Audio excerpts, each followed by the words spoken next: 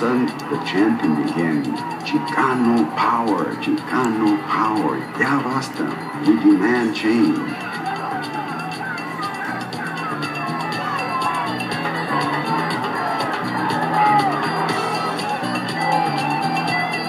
In the morning, as I walked into the school, as the bell rang for the kids to go to school, into the classroom, out they went.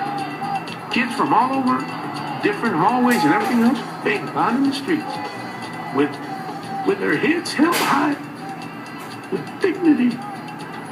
It was beautiful to be a Chicano that day. The blowouts were the students' way of expressing their outrage over miserable educational conditions, where the dropout rates for Mexican American students was 50%. They wrote demands asking for bilingual, bicultural education, administrators to teach their history with pride rather than shame. 4,000 students walked out of 5 East Side high schools that day. By the end of the week, 16 schools were affected, with more than 10,000 students out in the streets. While the majority of the students supported the walkouts, not everybody did. There were students who were afraid, and there were parents who were afraid of the repercussions, such as expulsion or arrest. And there were real risks.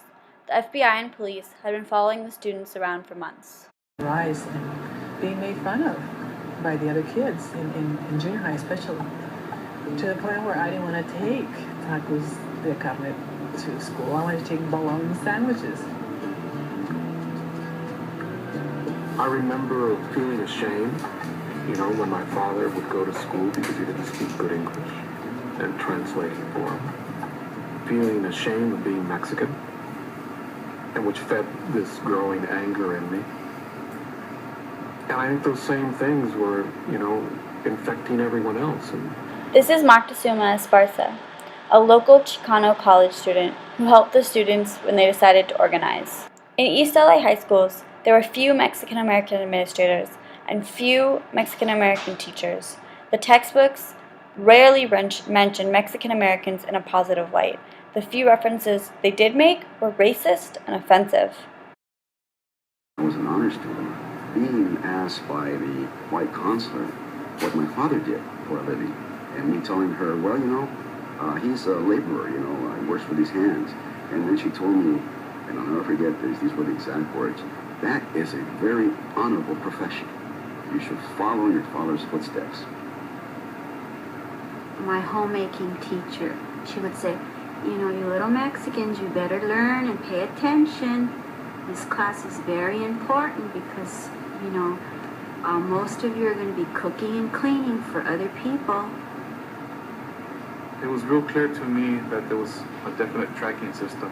Some students went into the academia tracking and were being prepared to go to college. The Chicano students were not given a choice about their future.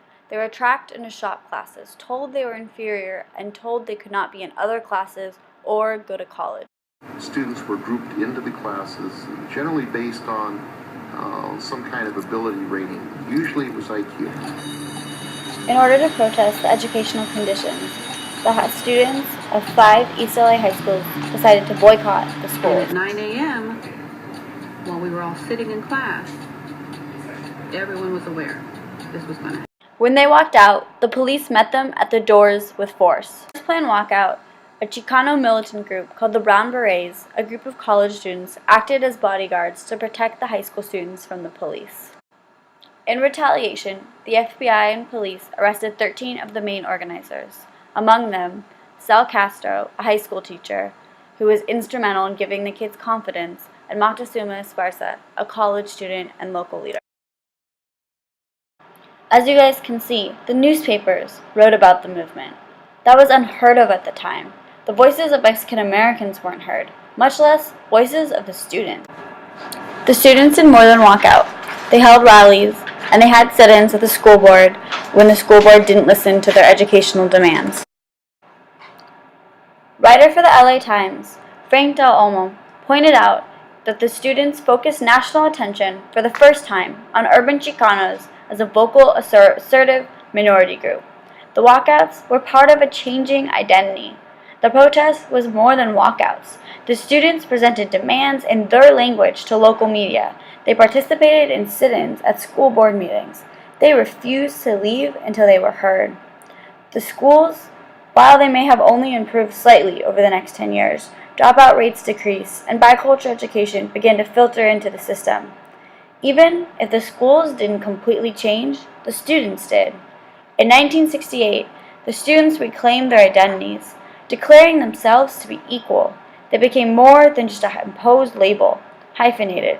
They became Chicano.